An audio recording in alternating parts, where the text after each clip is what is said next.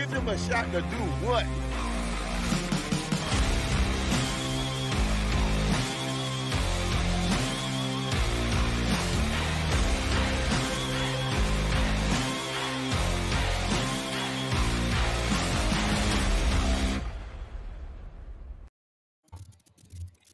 So our fantasy draft was wild.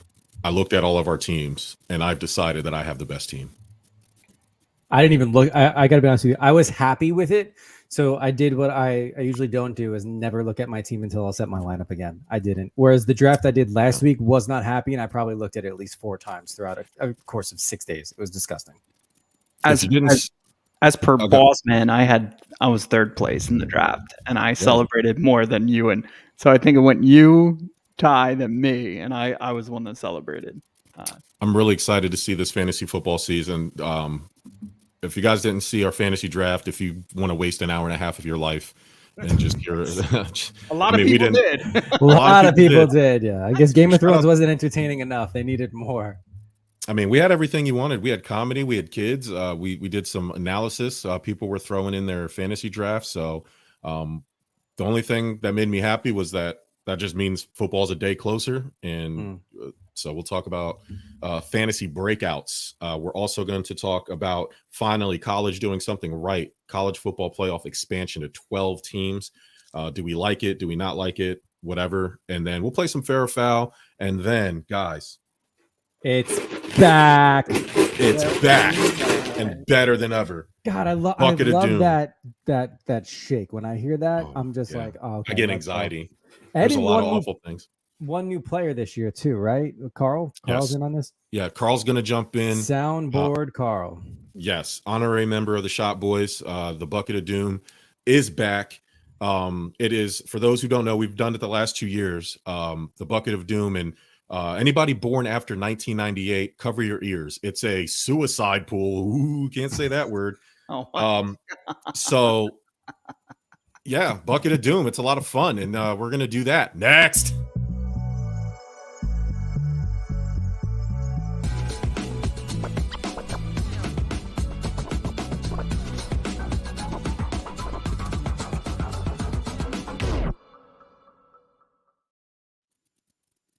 Sports.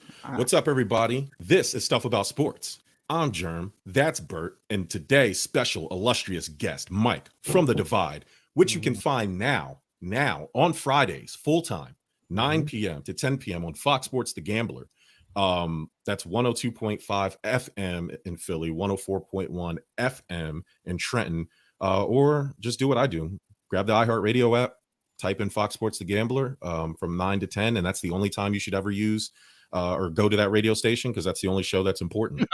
Is the Mike's like, please use promos I can cut up and use for the love of God. So yeah, that's The Divide Live, Fox Sports The Gambler. With a new time and date. New time. Yeah, I have to update this graphic. And while you're doing all that, go ahead and follow Stuff About Sports on Instagram at Stuff About Sports. And follow the Give Us a Shot Network page too, at Give Us a Shot, because soon everything will be flowing seamlessly through the network page. But, enough of all that. Guys. The amount of content that's going to come through real soon is going to be incredible. We'll have all sports, like all the same time. Just the big four, it's all going to happen. Football starting this week. NBA, NHL start in October. It's going to be, and of course, baseball playoffs. Who doesn't love October baseball? Which hopefully both of our New York teams will certainly see there. Hey, Metropolitans, what the fuck? Okay, this is supposed to be the easy part of the schedule. You're losing to the fucking Nationals that gutted their team at the trade deadline. Like, they don't even have anybody that you know. You're losing these games. You got through the hard part with the Dodgers, beat the Nationals. And not only did you lose to the Nationals, because I don't care that you lost. I care how you lost. 7-1 back-to-back. Now we only have like a game lead over these Braves. All right, enough. Stop playing around. All right, sick of these. This team drives me nuts. Losing these bullshit ass games. Dude, I mean, look, listen, you guys are holding a lot stronger than you have in years past, Yeah, but the exactly years past, like there's a track record with them, and it just like can't just get over that hump. It's aggravating because I've seen it before. Just the only difference is it's happening later. It's happening later in the season than it normally does. And so I'm sorry, all you Mets fans. You're like, remain loyal to your. No, I'm not going to remain loyal. We're trying to win a World Series here. Okay. The pressure's on. All right. So go buy some Britain stock and go hug some trees and fuck off with your positivity. I'm trying to win here. Okay. Sick of them. All right. This is not a Mets show. This is a college football, fantasy football show. I do like your pep talk of positivity by telling everybody to fuck off with their own positivity. Yeah. Fuck off with your positive. I'm a realist. It's okay to lose. Yeah. I'm not a glass half full guy. I'm a drink it now and see what you get guy. Let's go. Hey, guess what, guys? The glass isn't not. If the glass is half full, guess what else it is? It's half empty. All right. Stop doing that to yourself. All right. Stop accepting mediocrity. Winners win. And if your dad told you along the way that it's okay that as long as everybody's having fun, your dad's a loser. How about that? All right. So now, college football playoff. I love you so much. Shout outs to Bill Bohm. Yeah, shout outs to Bill Bohm. Yo, me and him have fun conversations. He replies to the stories. He does agree with me that Tom Brady looks like the male model on the Rogaine box.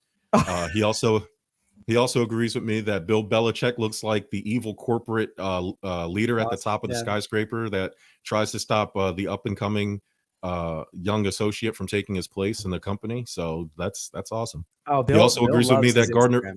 He does. You said what? He's all about his gram. Bill. He's on it all the time. I think he's on Instagram more than I am. No, he has that first cup of fast break, and he starts commenting on all of our Instagram stories. Right? I love it. It's like a solid 6:30 in the morning. That means he's been up for at least 2 hours at 6:30. I mean, right. Imagine all the work he was putting in before that. Man, y'all lucky Bill Bohm didn't have Instagram in his 20s and 30s. Oh yeah, all the broken hymens would have been all over the place. We'd have more than just the twins. We'd have triplets. My God, yeah, he wouldn't have stopped at 4. He would have repopulated. Would have been having a lot more. He definitely also agreed with me that Gardner Minshew looked like trailer park sex, and he liked that at about 6:30 in the morning. I said, "Yeah, go Bill, man. That's right." So, gentlemen, college football finally did it right. We've been asking for expanded playoffs. I am in the minority that I was actually fine with the BCS. I just wanted playoff format. So like instead of just spitting out whatever 2 teams you wanted, put it to 6 or 8 teams, but keep the computer formula, because the thing I don't like about the committee is that it's objective. They'll put in, and to an extent it's going to happen again with this college with the 12 teams, but at least their influence will be less. You can't keep out an undefeated UCF team who had 2 undefeated seasons, out of the college football playoff. So what's going to happen is after this TV deal, maybe as soon as 2024, but most likely 2026, that there will be 12 playoff teams, 6 conference champions, which is kind of an automatic bid. You'll get 6 non-champions. I guess the best seeded or best, this is where the committee is going to come in and they'll decide whether, a 2-loss Notre Dame team is better than like a 2-loss UCF team or whatever. The top 4 seeds will get the buys. The first round games are hosted on campus. The quarter and semis are bowl sites, which is awesome. Bert, I think me and you said that the bowl game should be who goes further in the playoffs. So they're kind of doing that. And then the national championship game obviously is at a neutral site. So what are your thoughts on this new format? I mean, look, this is the first time they've listened to, I think, the vast majority of people who've been saying for a while, like, this is what we want. And I understand there's too much money. Look, there's too much money in college sports anyways, but particularly college football, for them to get rid of and absolve, like, what are bowl games. I think the only thing they should have changed, and again, this would never happen because money talks, is by keeping home field advantage throughout these playoffs, right? Make it matter. Like, dude, the schools would still get money. I mean, advertisers obviously wouldn't get as much as the bowl games would, but make home field matter up until the actual championship game. I think, like, similar to like Super Bowl. That's exactly how it works. Best record as you're moving on. They're the ones that host. So I think honestly that's the only tweak I would make.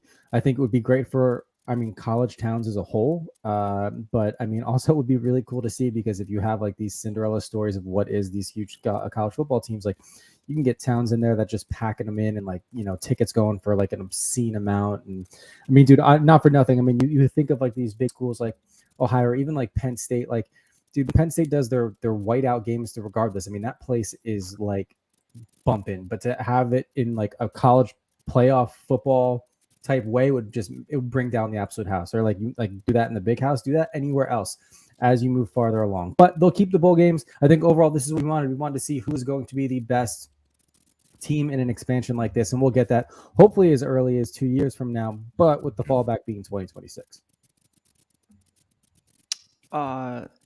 Yeah, I love the playoffs, but I love, dude, there's so much money in college football. It's ridiculous. These intros and like the narco introduction, that insane one with all the pyro, like it's nonstop. And I do wish that the athletes got more of it. I get it. Like now they can get sponsors and stuff like that, but it's just like, I don't know. And for me, it's free labor. And I just I shrug my shoulders because like if you were on YouTube or something like that and going through college, like what Nicky Cass did, right? He was able to make an actual income while still going to school. Well, these athletes can't. So I guess it's getting better, but now they're making playoffs. That's a cash cow for the NCAA. That's not for the players. That's for them. That's for TV. I don't know. So yeah, the even with the NIL deals going on around, it's only a few players are benefiting from that. So Mike is right. Largely, it's just more money for NCAA. But listen, man, what's good for business is good for me. I don't play football. Yeah. Fuck them. You know what I mean? Like I get more football. It benefits Stuff About Sports. It benefits other sports podcasts because it's more stuff we get to talk about. I'm actually going to be interested in college football because the one thing that turned me off of it is the politics. And it lessens that stranglehold, and you'll get the UCFs of the world who deserve. And listen, yes, are we going to get some 30-40 point massacres like Oregon and Georgia the other day? Yeah. But listen, that's never not going to happen though. I mean, that's teams build that into their schedule to just absolutely route guys. So like, what does it matter? I mean, and the argument, so that I see a bunch of 11 seed beat the 3 seed.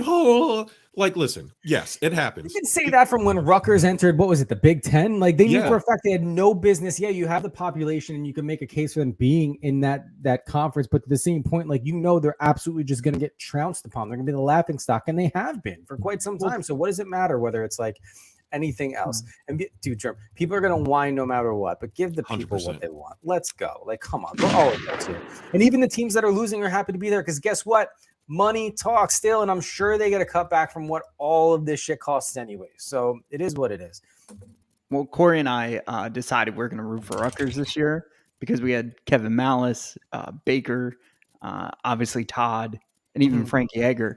So we're like, we just have this. We've been like anointed, and Matt went to Rutgers, right? So we've been like anointed like this like Rutgers thing. So This is our first game as Rutgers fans, and we won against Boston College. It was an amazing game. Yeah. But no, I understand. Like, they are definitely in over their heads. Rutgers got 1 year, 2 semesters of money's worth of me literally showing up to class for the first 10 minutes in a lecture hall of like 200 people and me going, fuck this. And I would just leave and I would go to my brother's house and just absolutely party.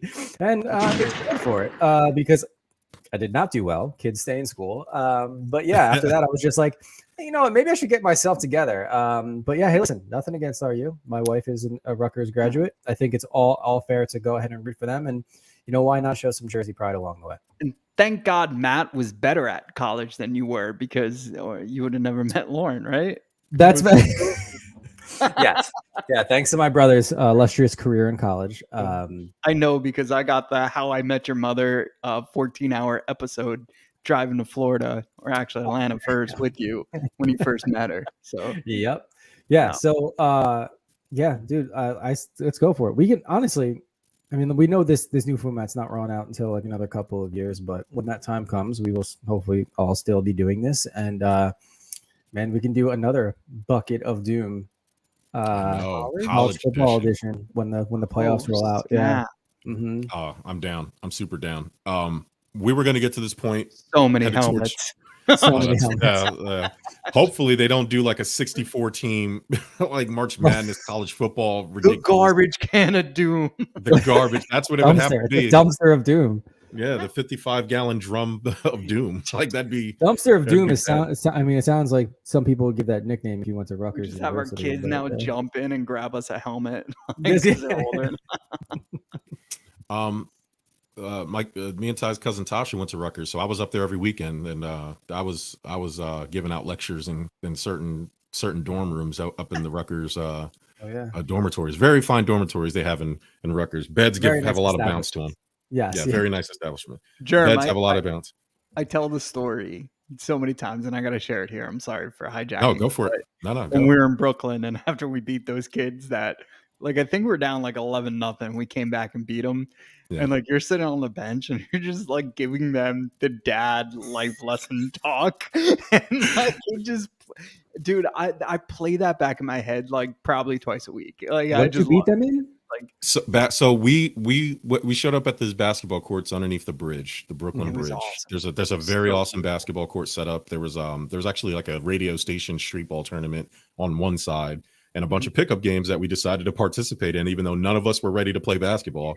Was this for Ty's bachelor party? Yes, we were at Ty's okay, so this party. is pretty recent. It was very, and so, we were just, I don't even know what we were doing that day. I think we just decided to just go around Brooklyn. Like we didn't have any plans. We were just kind of seeing the sights, and we get looped into like this 3-hour pickup game, and we're sitting on the bench, and a bunch of them are talking to me. And then next thing you know, I look up and there's like 15 people, like kids, like around me. Mm-hmm. And I'm just, and then, I think Isaiah, Ty's brother, was there. Mike, we were all just standing there. And I'm just talking, and they were all like really listening to me. I have no idea what I said. It was like some bullshit, like, "Oh man, these streets are dangerous. You don't want to be out here." Like, I don't know what it was. I don't know what I was saying, but they were listening, and it was cool. It was a cool little, it was a cool vibe, man. It was a good time. Brooklyn is a good place. When my wife inevitably leaves me, because at one point she will listen to this show and catch me saying things like, "I wish the Scarlet Witch from Marvel Universe would choke me and spit in my mouth with her powers." Yeah. I would I'll probably move underneath the Brooklyn Bridge and just play basketball all day.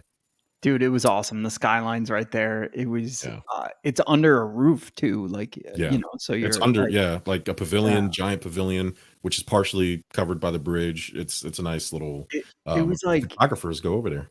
But it was also like a dream moment because Ty scored the game-winning shot. Like everybody participated. My hook shot was working. I hit like a 3-point. I like this move. It was awesome. So it was a cool day. So that felt like a fantasy. And speaking of fantasy, like that segue, we just drafted our fantasy teams for our Give Us a Shot Network League. So can't wait for that. That's going to be a good time. But I was thinking about fantasy. I was looking at my team, and I don't have many fantasy breakouts. So I wanted your guys' opinions on who do you think will be this year's fantasy breakouts, like players who weren't on the fantasy radar last year but are definitely going to be in the mix this year. The first one that came to mind for me was my guy Gabriel Davis from the Buffalo Bills. He had 4 touchdowns in that's not the AFC title game. I think the AFC semi where we lost in 13 seconds. Jesus Christ. But Gabe Davis this year is going to be our clear-cut number 2 receiver. I don't think he's going to have as many yards. He's a big red zone target. He's like 6'4", 6'5", and he has giant wingspan. He's like over 11-foot wingspan, and he's going to catch a lot of red zone targets. So I was just kind of seeing where you guys were at. I think this is his 3rd year, and so I mean, with our passing attack is going to be nasty. I just besides Jamison Crowder, there's nobody else who's going to catch the ball besides him and Diggs. And we're not as deep at receiver as we've been in the past years, and I think that's by design. So, Bert, do you got anybody in mind for a breakout? Yeah, a breakout. I mean, honestly, it sounds unlikely because of who the quarterback is on this team and happens to be my favorite team. But honestly, Kadarius Toney of the Giants has potential to be a breakout fantasy star. It's the injuries that he faced last year as a rookie that is why he's probably not ranked as high for your fantasy drafts. But, with Kenny Galladay constantly looking unreliable, but then also Sterling Shepard's coming back from an Achilles injury, so you don't know how he's going to fare too. I think he has the potential to be one of the most breakout wide receivers, particularly with the Giants. and actually rise above who people thought were their go-to guys. So I think he may actually be an option.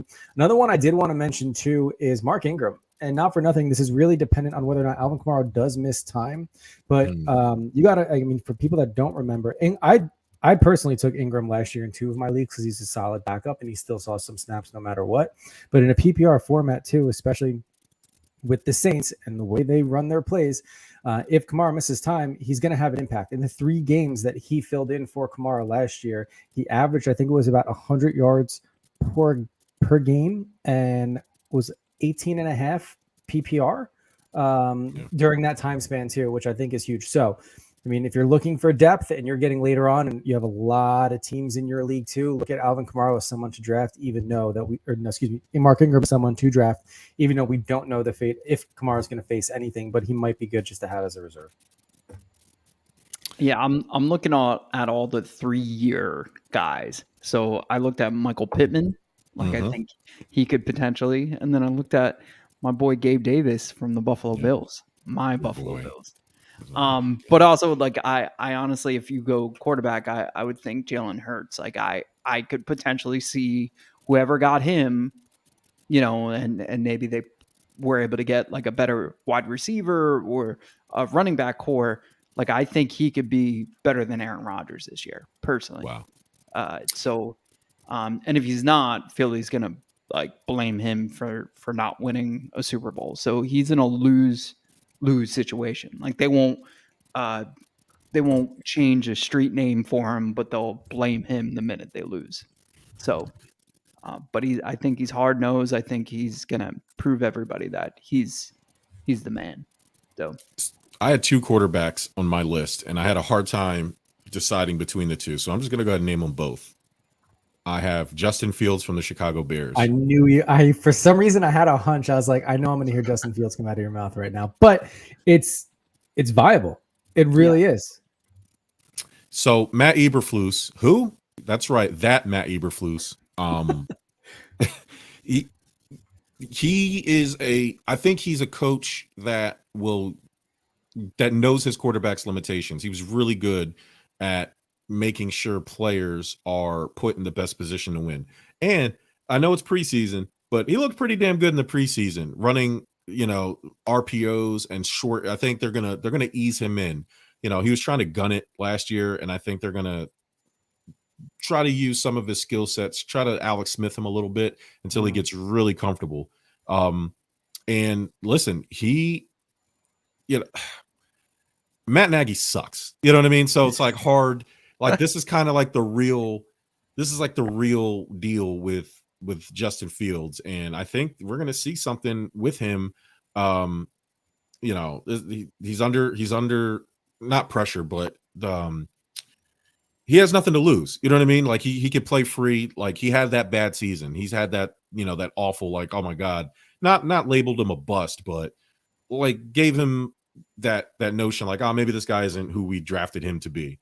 The second quarterback I had, which is going to be odd because he's been playing for a while, but he's never thrown more than 30 touchdowns in a season. And I think that's going to change this year with a new coach and a brand new receiver, and that's Derek Carr. I think he's going to flirt. I don't think he's going to be, but I think he's going to flirt with being a top 5 fantasy quarterback this year. I really do. The only concern I have with him is the offensive line still sucks in Las Vegas. So, and he's not that great of a runner. So I'm just hoping that he can just kind of just throw the ball up in the air, and hopefully Devontae Adams can catch it. But I think Derek Carr is going to be a really good receiver. And then my running back that I picked was Tony Pollard from the Dallas Cowboys, just simply because I think Zeke Elliott is washed. I think it's over. And I think Tony Pollard will finally ascend to being the most reliable, most used running back on the Dallas Cowboys. And Zeke will just be there just to be there to give. I'm so happy that a lot of people felt that way, because now he's on my bench, and that's knowing that I have Zeke as my number 3 running back on my fantasy team is a great feeling. Dude, and I mean, you picture back to 3-4 years ago, Zeke was he was a 1 or 2 grab in any draft. He had a 1 or 2 spot, you were taking him. Stupid. We thought Dallas was stupid for not paying him. Remember all that? Oh yeah, y'all thought that. No, Germ doesn't believe in paying skill players. Like it's just it's not there. But yeah, I'm kind of agree with you about Pollard though, especially the way Zeke's been looking in camp. One rookie that actually, for me, seems like is a force to be reckoned with, and I mean we won't know until he's on the field. But George Pickens out of Pittsburgh. Now again, the Pittsburgh team is going through a little bit of a transition. A lot of their receivers over the past couple of years have gone and bolted. You have Juju now on Kansas City. Looks like Mitch Trubisky is going to be leading the way. So we'll see what the chemistry is like. But my God, is he big and he is fast. So I mean, he could be another Juju or even another Antonio Brown too. Well, hopefully on the field and not on the field, not in his head. Yeah. Oof, God. Man, I don't know who's. I have no idea who's going to rap for the Tampa Bay Buccaneers now that Antonio Brown's not there to freeze his feet off and drop bars in the locker room. How are they going to compete by smashing Instagram models and then losing it the next day and just walking off the field?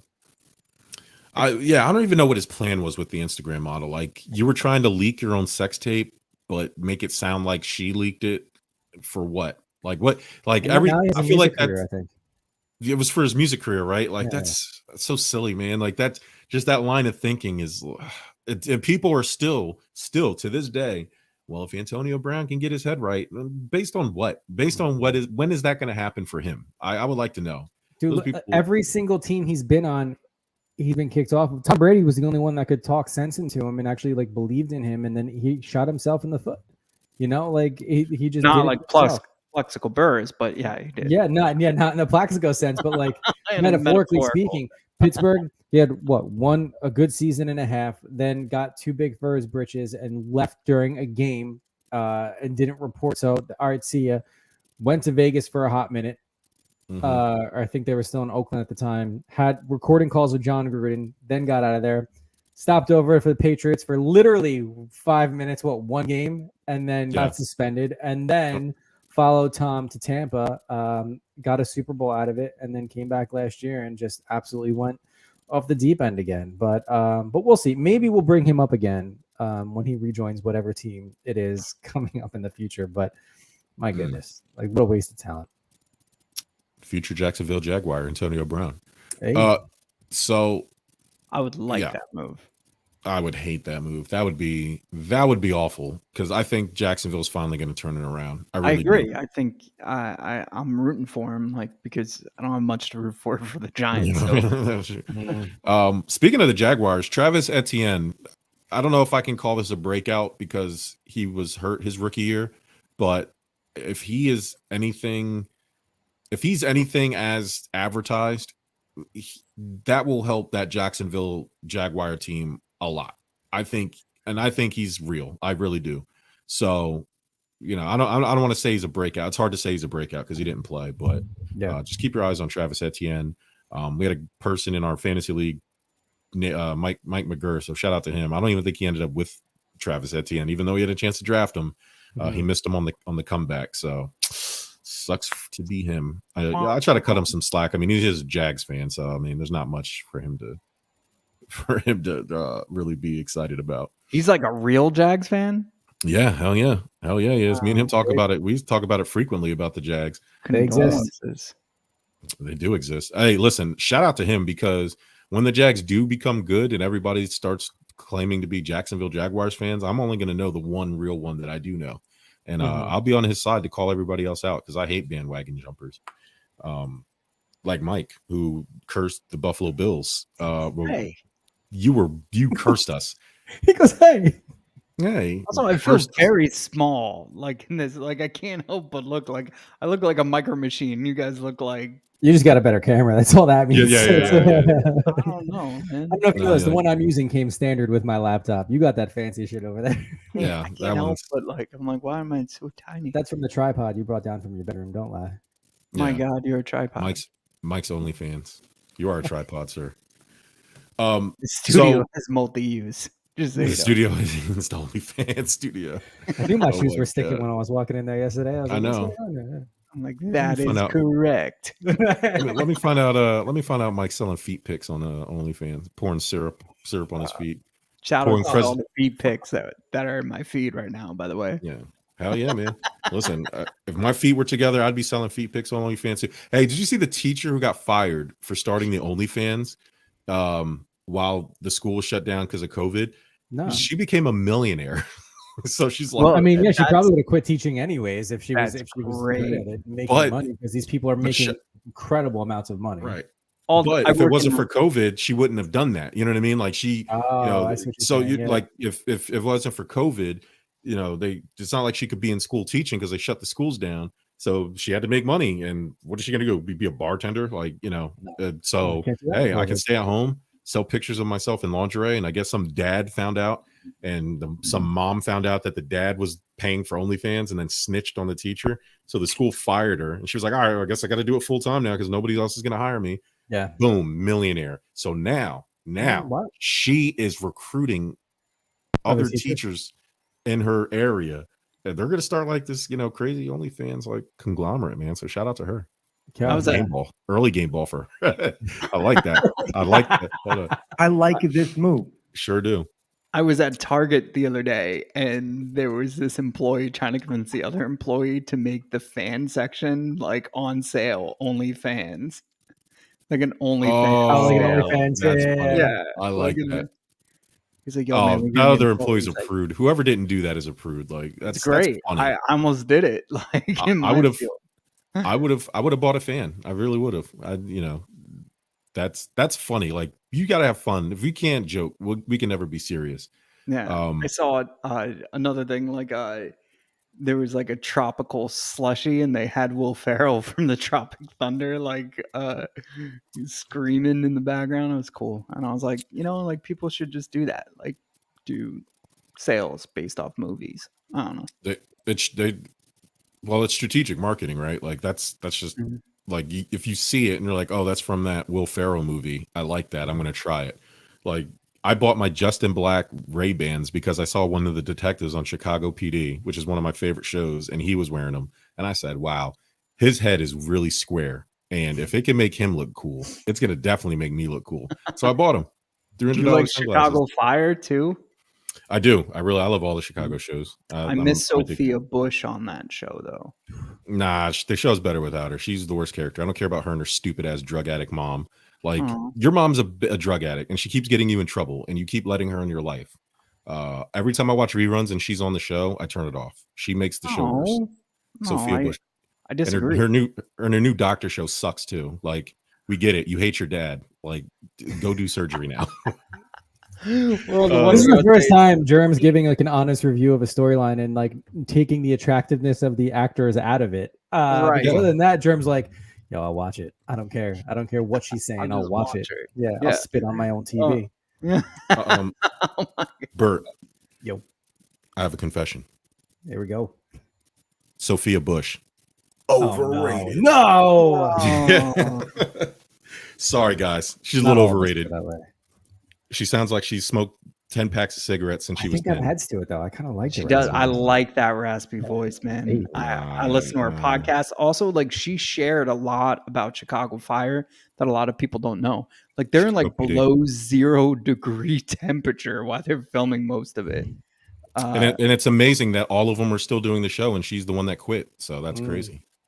There's a lot to go with that too. She was on Armchair Expert, and it's a pretty good listen. You know who also filmed during below freezing temperatures? Leonardo DiCaprio, and he was attacked by a bear. True story. Why? That's the why Revenant his age is stuck properly at rated.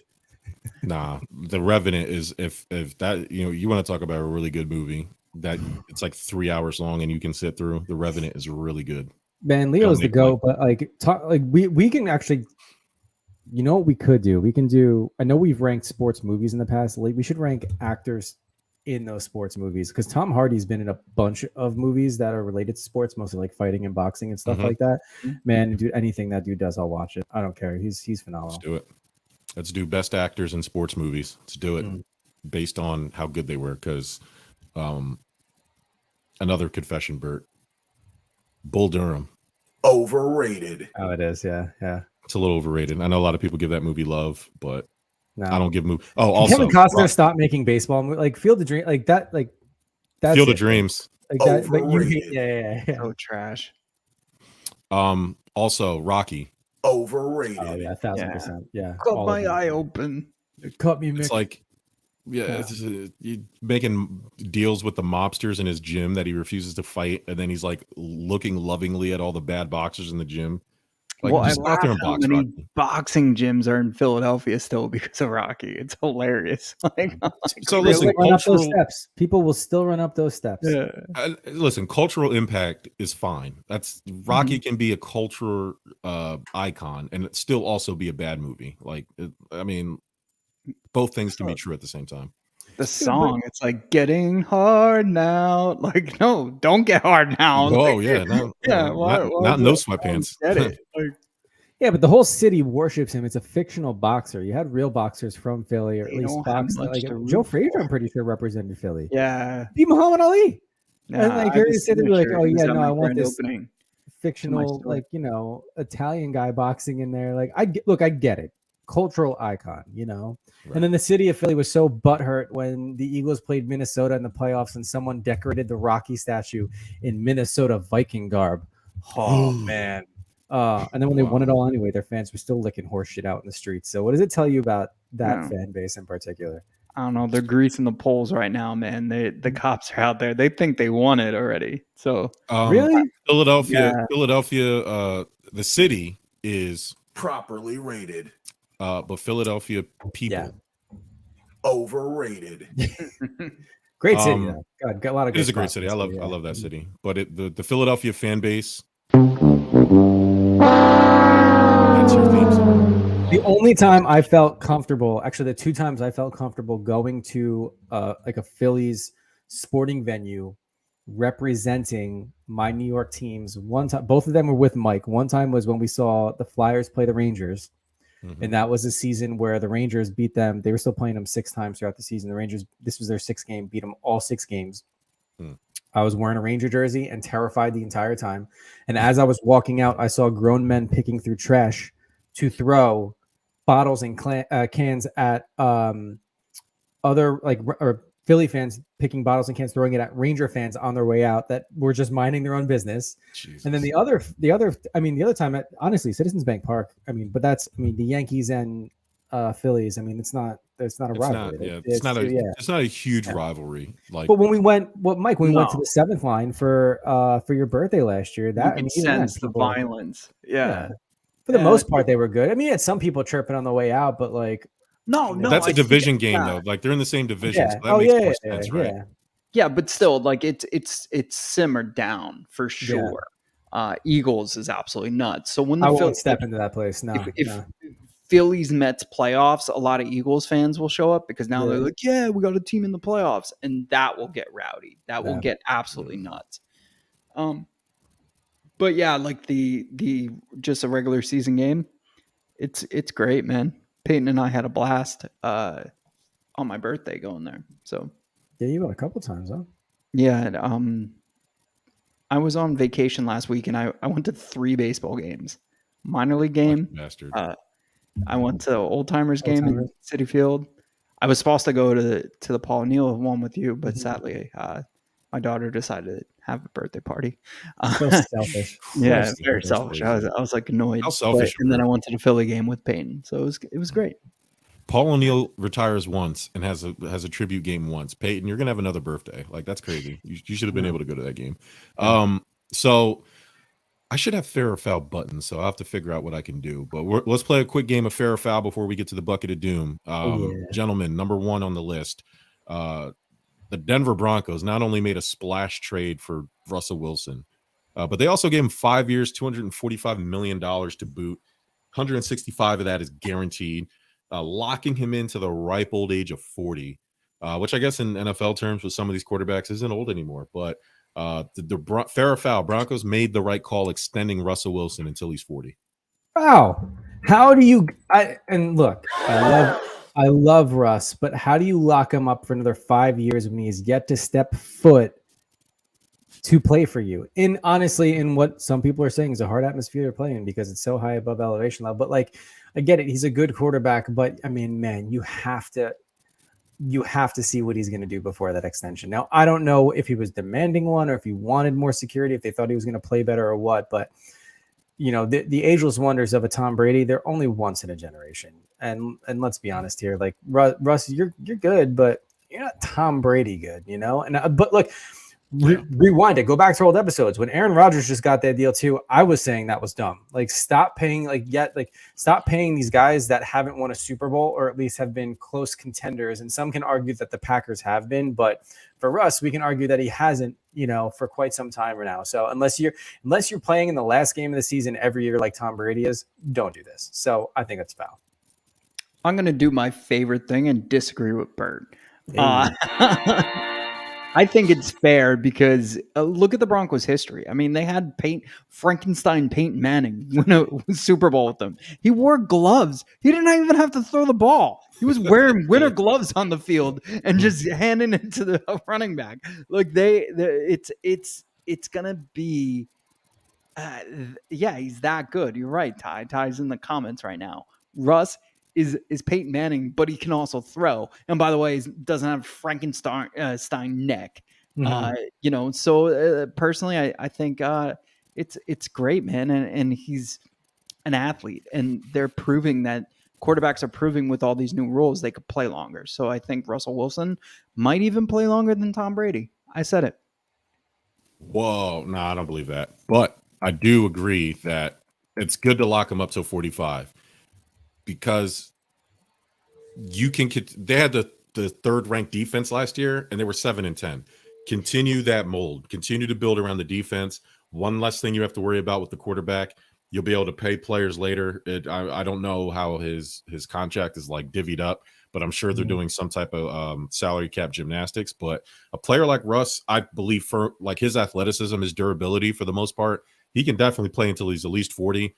If you can get 3 years of him being the Russ that we know, and then 2 years of him being Peyton Manning, where all he has to do is throw screen passes and hand off the ball. That way they can spend that money fortifying the offensive line and fortifying the defense for the next quarterback. Or hopefully you could draft a quarterback and literally let him sit behind Russell Wilson for the next 5 years. Either way, I think that's the right move for them. Next up, the Cleveland Cavaliers also made a splash trade, trading for Donovan Mitchell. Are they going to be a top 3 seed in the Eastern Conference? Which means it's going to be the Cavs and then 2 of the other teams that we usually talk about. I'm not well versed enough to comment, but I mean, if you're going to say they're the top 3 in the East, so I mean, given what we know with what Miami and Boston were just up there, but then you throw in Brooklyn and Philly too, who are both can certainly be contenders. That's foul all day. Like, I don't know how you can call them to be that much of a contender over that talent. And again, outside of perspective, outside of who you just mentioned, I couldn't name one other person on the Cavs roster. So, yes, I do think he's that good, and I think the Cavs have built something over there that can make them a contender. What I'm upset about, and this is the reason why I'm not a Knicks fan, Donovan Mitchell is the biggest Mets fan, period. Like, he is a super Mets fan. How do you mess this up, New York? Like, if you should have called Big Brother from Brooklyn to buy this man out. Like, you should have figured it out. We had the pieces. We could have sent Ben Simmons to Utah to get Donovan Mitchell, and it would have been dope. But no, you screwed up New York. You screwed up my fan base in baseball because you let this guy go to Cleveland. I'm disappointed in you, New York Knicks, and I hope the garden falls apart. I do think they have probably the best starting lineup from top to bottom in the East. Not to say they have the best players, but their combination of their 5 is better than Kyrie and Kevin Durant together, like in terms of production. There's no weak spot in their starting 5. I'll say that. The Sixers have weak spots in their starting 5. The Nets do. The Celtics do. The Milwaukee Bucks do. So I think they are the most even. They have 3 all-stars on on their starting lineup now. Like, so, and then they have really good defensive players who are like top in the defensive player efficiency plus minus boring nerd stuff that most casual fans don't know. The problem is the bench, but I don't know if that's going to be, I don't know if Donovan Mitchell with that roster, I think this is the best team Donovan Mitchell has been with, even with all those Utah teams. This collection of team is better than anything he's played with. So we're going to really see how good Donovan Mitchell is, because there's a lot of people thinking that he's not as good as advertised. Gentlemen, LeBron James said now he wants to play until he's 43 so he can play with not only Bronny, which will happen in 2 years. Now he wants to be able to do that and play with his other son, Bryce, who went from being 5'11 to 6'6 over the course of the summer. The kid's a monster. I think we've been talking about the wrong James son, because everybody's been hyping up Bronny.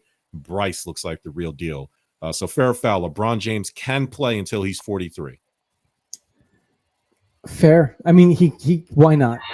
People will put him on the roster just to sell tickets. So yeah, I mean, I don't know. The father in me thinks that's certainly admirable. But Jesus, if I saw my kid go from 5'11 to 6'6 in 3 months, I'd be a little bit. I'd be like, do I live near a radioactive site or something? Like, what's this kid doing? But no, I think that honestly that would be super cool to see. We've talked about father-son duos in all major sports before. Why not do it with two of them? Yeah, we haven't seen that much growth since little Carl went from 5'5 to 6'2 out of nowhere. So I would stick around, because at that point, like if he's got, like, he's playing with the Monstars, right? Like they'll be holding their dad up, like, come on, dad. It'll be, I mean, it's like kind of like Jordan on the Wizards, like at that point, like, there's other guys around him. He just has to do his thing. So and it's from a marketing standpoint, there has to be a team out there that would be like, absolutely, let's do this. I think the hard part is trying to find a team that all three of them could be on. Yeah, that's going to be the hard part. That's not going to. Yeah, you can't. If that happens, then the basketball Illuminati exist, and they've done things to make that happen. Fair or foul, the 49ers keeping Jimmy Garoppolo means they don't trust Trey Lance. That's a fair statement to make. 1,000%. We talked about it in last week's show too. I mean, and the fact that you're just going to pay Grops to stay there and ride pine. I mean, you don't have faith in your starter. I mean, why not go for broke? If you're that confident, why not try to get something for him? But nah, completely fair. Well, also the only other place he could go right now is a legit division rival. Right. So like right now with his re-signing, though, he has a no move. He's got no trade clause in there now. So Mike is saying, like, the only team that really had a chance with him was a division rival. And I see what you're saying. I got you. I don't think the Niners were going to allow him. They weren't going to trade him to Seattle. And I think they knew that once they bought him out, that was the only team he realistically could go to. And I think I think they're scared of him, to be honest. Also, it's a nice chip to have mid-season when inevitably a quarterback goes down. And, so we'll see. I think it's fair. I think they don't trust their own system. Maybe they're afraid of an injury, and they're playing their hand. And I like this move. Like I said, you kept them from a division rival. That's huge.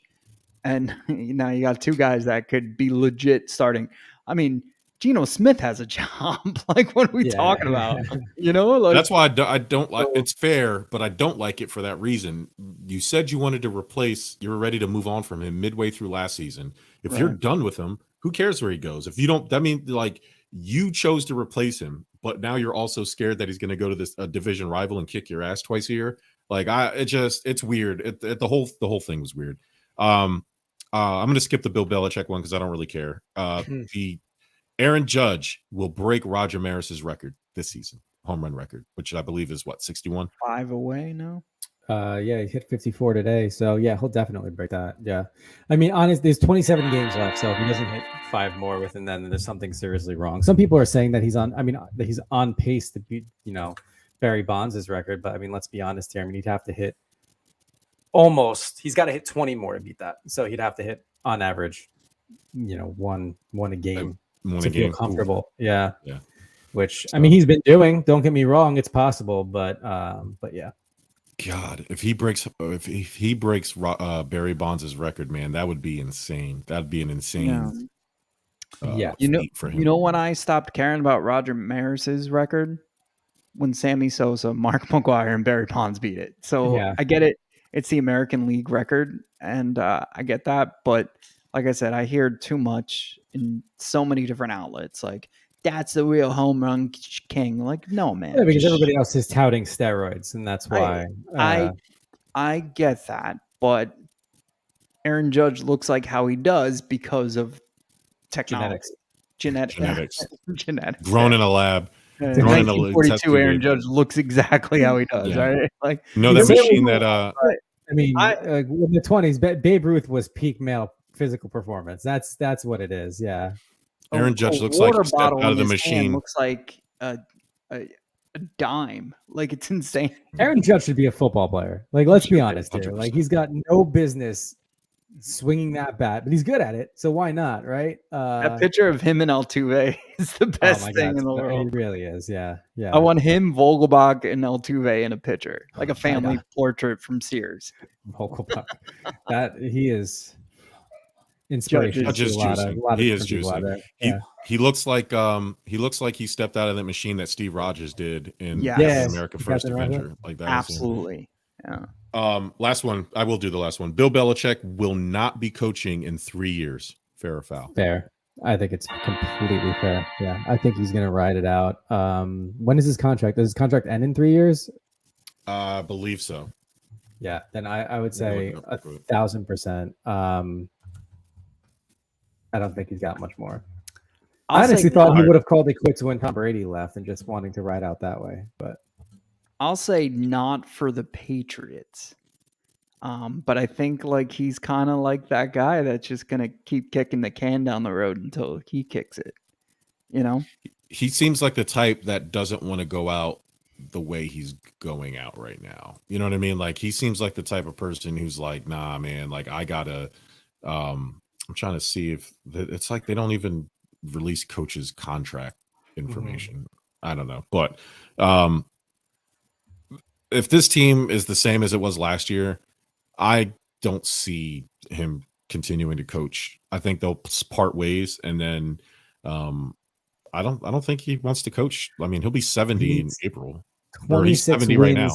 It's 26 wins to tie Don Shula as the winningest coach in NFL history. So I mean, math would tell you need at least 2 seasons to do that. 2 winning seasons. You know what I mean? Like, seasons. Not even. I mean, you probably need 3 because on average he's going to get 10 to 11 wins. So he needs at least 3 to do that. So maybe that's a goal of his. Where will that put him all time? Number 1. Yeah, all time. Number 1. So, all right. Well, we'll see. All right, guys. Yeah, let's go. So I don't know. Somebody owes a punishment for last year.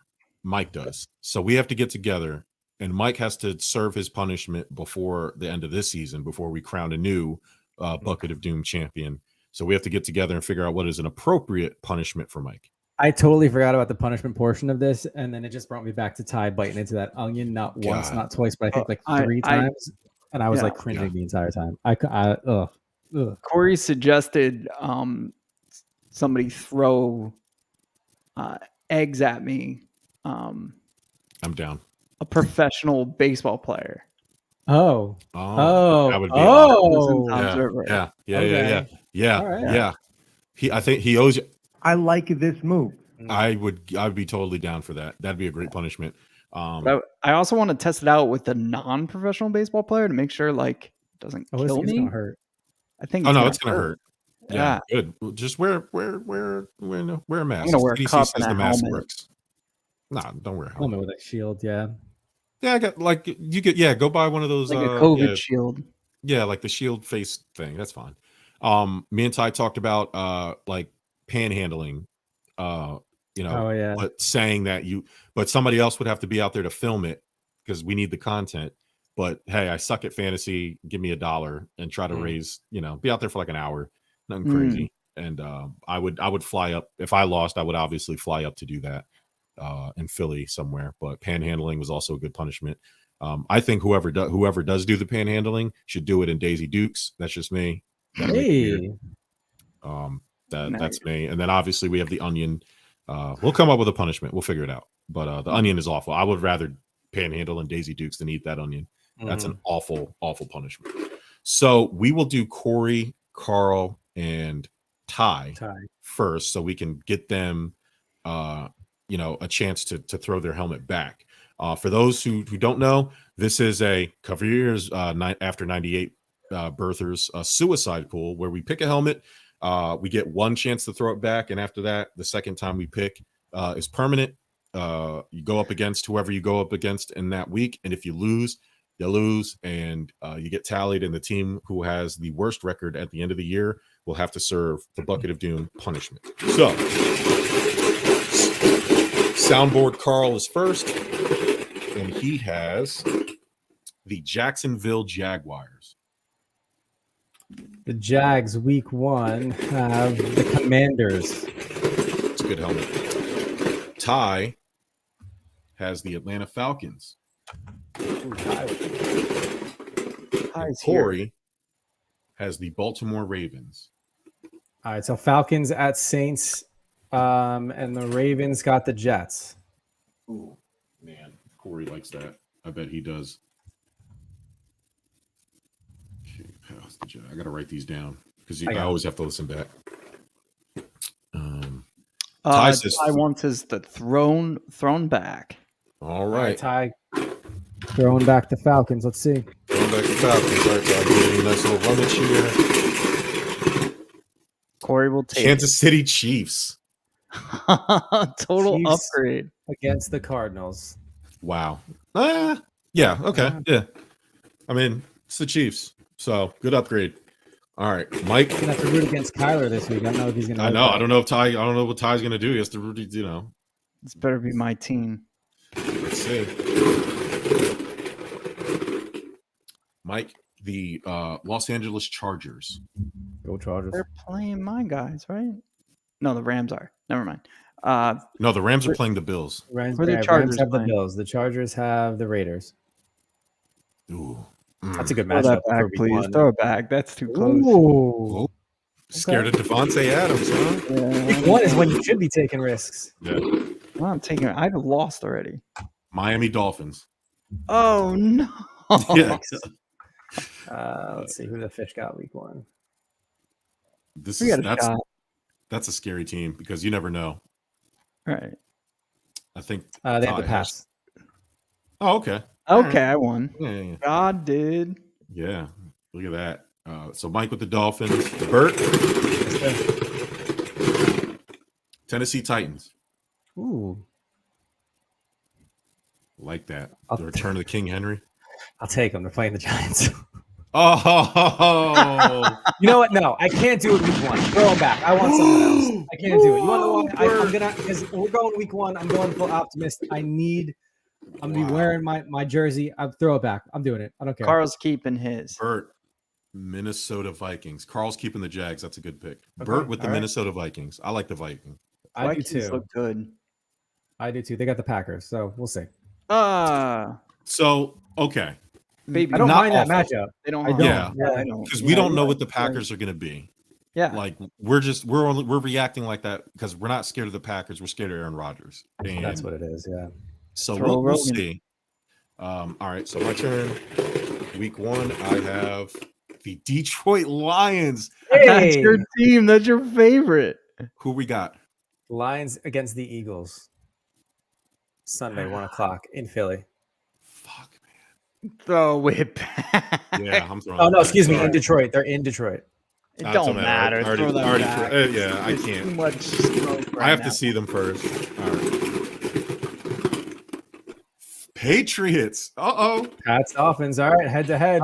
Me and Mike, our first head to head of the season. Me and Mike. So one of us is starting off with an L. Man. Very scary in the bucket of doom. So Carl has the Jags. Ty upgraded to the Kansas City Chiefs. Corey's he's sticking with the Baltimore Ravens. That's not a surprise. And Mike threw his back, got the Dolphins. Bert threw his no, you didn't throw yours back, right? I originally had the Titans. I threw it and back because they're playing my Giants. Yeah, and now I ended up with the Vikings. So a little bit of a gamble there. He went from a sure win to, maybe. And me and Mike head to head. I threw away our adopted favorite team in the Lions, and I got the Pats. So now that ended up with me and Mike going head to head. So yeah, first week of Bucket of Doom. Let's go. Bert, you got a game ball to give out? It's got we talked about her a little bit yesterday, but I have to go Serena Williams, wrapping up what is a phenomenal career, being an icon of her sport last week. So I gave her a game ball, I think, right as the U.S. Open started, knowing it's probably her last hurrah, but I'm going to give it to her now that it officially is. Mike, you got a game ball to give out? Yeah, I got a few. It's going to Sterling Sharp, Andre Reed, Mike Quick, Irvin Fryer, Stephen Baker, Bart Oates, Howard Cross, and Jeremiah Trotter. They'll be with the Divide Boys on the 8th, raising money for Dine on Us. And Dine on Us gives military families meals while their significant other is overseas or somewhere protecting this country. So I think it's a really cool benefit. We'll be with them, hopefully snag some interviews, but more importantly, raising money. That's awesome. My game ball is going to the Knox family. Dawson Knox lost his brother late in August. He went to FIU. They, in honor of his brother, donations of $16.88, $16 representing Luke Fox's FIU college number, and 88 Dawson Knox's NFL Buffalo Bills number. They raised over $200,000 to the Pediatric Cancer Collective charity out in Western New York. 22 is an awful age to lose your life, and also losing a little brother who that you basically raised and all those other things has to be awful. All of us here are brothers, not just between us, but we have biological brothers that I can't imagine they were younger or around the same age, or it's got to be. It's a hard thing. So yeah. I just wanted to show some love. It's not really about the passing of his brother. That's already awful. We know this, but the love. So anybody who donated money, anybody who showed support, I donated my $16.88. You could still do that with, it's called PUNT, Pediatric. The organization's called PUNT, but it's for the Pediatric Cancer Collective in Western New York. You can Google that for Dawson and in memory of Luke Knox. KNOX. So that's that. You can catch Mike. Mike, thanks for joining us today. This was a fun show, and especially with the Bucket of Doom. Sorry, I'm gonna have to beat your ass on Sunday, but it was yeah, let's go. Yeah, man, listen. If anybody can do it, it could be the neighborhood weed guy, Mike McDaniel. He could make it happen in Miami. The only thing I think about when I think about the Dolphins is that, damn, the organization for Kansas City has to be top notch, because they kept Tyreek Hill quiet this entire time. We had no idea what a loony bin this guy was.